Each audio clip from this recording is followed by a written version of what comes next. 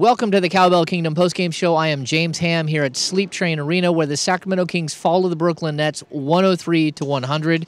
The Kings have officially fallen apart. They have now lost 5 in a row. They are 16-26 on the season, 10 games under 500 for the first time. Tyrone Corbin is 5-13 as the head coach of this Sacramento Kings team, and they are spiraling. They are falling apart. Tonight they came out with no energy at all in the first half. They got run off the court. The Brooklyn Nets just kept scoring on them unmercifully in the post. I think they led 38-16 in points in the paint in the first half. The Kings woke up in the second half and made a game of this. DeMarcus Cousins started the game 2 of 12 from the field. He actually finishes with 28 points, 14 rebounds, and 3 assists. Not a bad line, but it took a long time for him to get going. He did not look like he was into this game in the first half. And you know what? Let's go to him. Let's go to his post-game comments, because he had a lot to say about sort of being a professional and bringing your game every single night. So let's go to that. I think we got to be mentally stronger when we hit adversity. Start arguing, we start falling apart. We got to stay together through good times and bad times. I mean, remember in the beginning of the season, we were winning games, guys were, cheering and happy for one another, and, it was this and that, and I love this team. Now we had a little adversity. Guys score a basket, get a bucket, or stop, whatever the case may be. Bench, so you got to be the same through good and bad. And we got to stay together and get through this. Rudy Gay didn't get off to a quick start either, but he does finish with 25 points, 8 rebounds, 6 assists. This is the Rudy Gay that everyone loves to see, the guy who passes the ball, who becomes a secondary ball handler for this team. He was very good tonight on the defensive end. He really stymied Joe Johnson, held him to just 16 points. But this was a good Rudy Gay performance. He turned the ball over one time, shot 10 of 19 from the field, had a block and a steal.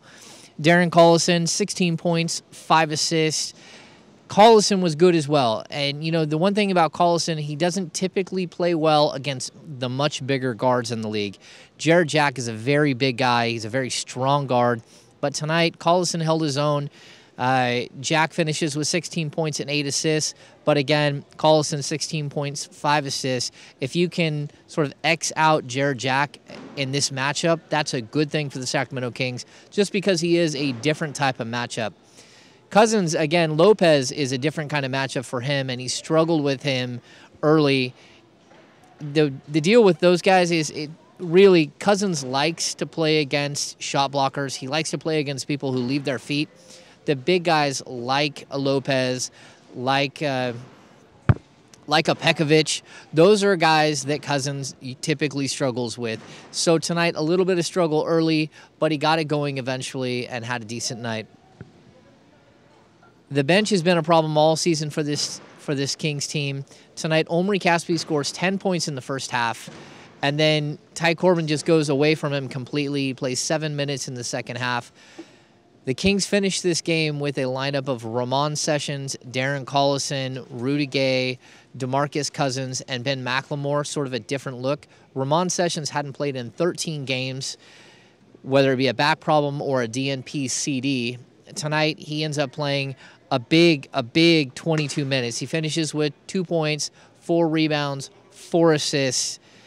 But it's not really the numbers that he provided tonight that really stick out. What the Kings were trying to do was get Darren Collison off the ball so he could be a shooter in this game. And it worked some of the time. Overall, Sessions on defense is a sieve. The Kings couldn't, survive long with him on the floor just because he doesn't stay in front of anybody. In the first half, Sessions was just like the rest of these players. He was horrible.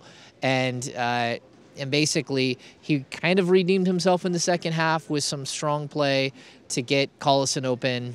I don't know. We're going to have to monitor to see what happens there at that position. Ray McCallum gets a DNP CD tonight.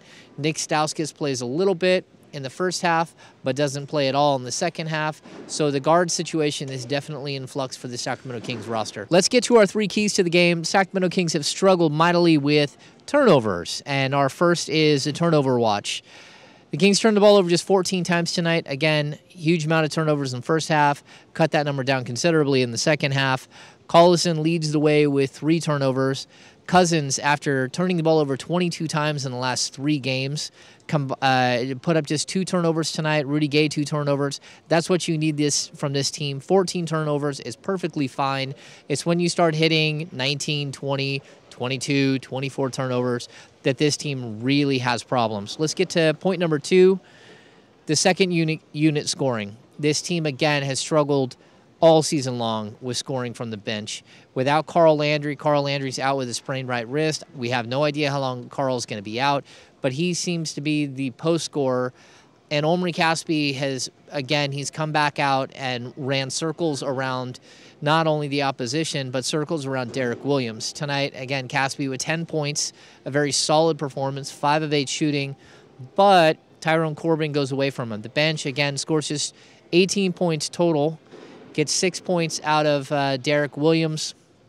Much like Sessions, he just doesn't stay in front of anybody. He doesn't keep an eye on his man at all. So that's a major, major issue with this bench. Not only are they not scoring, but they're giving up massive amounts of numbers to the opposition as well. Let's get to our third point. KG's last stand. Let's get to our third point, KG's last stand. This is probably the last time we will see Kevin Garnett in Sacramento. He's played 20 seasons in the league. It's looking more and more like this might be his last. Tonight, he puts up 4 points, 5 rebounds in 14 minutes as a starter. They really go away from him. It looks like they're saving him for a playoff run if they do make it that far. Right now, the Nets are the 8th seed in the Eastern Conference, despite the fact that they don't have a very good record. They came in tonight just a game ahead of Sacramento at 17-25 tonight, so they improved to 18-25 on the season. But again, they're right in the hunt in the Eastern Conference because the Eastern Conference is weak sauce. Let's get to our MVP for the game. If I'm going to go with the Kings MVP, it's definitely going to be Rudy Gay. Rudy Gay, 25 points, 8 rebounds, 6 assists. More than that, I thought Rudy Gay gave a consistent effort. I thought Darren Collison, and I thought Omri Caspi gave you honest minutes the entire time they were in the game tonight. The rest of this team, I'm not going to say that about. I thought Nick Stauskas in his limited minutes got lost completely on defense, gave up wide-open corner threes. It looked like he had no concept of what he was doing on the floor, which was really rough to see. I think Ramon Sessions, for a massive layoff, 13-game layoff, he played all right. He wasn't anything to write home about. The Kings have been waiting for that second ball handler to come around all season long.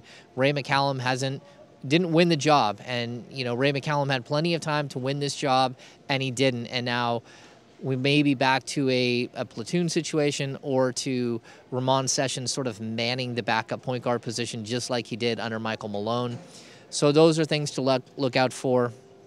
We have Golden State on Friday. The Kings travel to the Golden State Warriors down in Oakland, where chances are they will drop their 6th straight game. The Golden State Warriors are one of the best teams in the league. The Kings don't match up well against them at all, especially if Andrew Bogut's playing. He really defends DeMarcus Cousins well. That's a struggle, and they have a lot of bodies to throw out Rudy Gay. So it's going to get worse before it gets better. That's what it looks like right now for this Sacramento Kings team. We'll see what they do. If they look for trades or they look to do something even more crazy like search for a new head coach. We do have 40 games left in this season, although it feels like there's a lot less time. Still 40 games left in this season. So that's going to do it for this edition of the Cowbell Kingdom postgame show.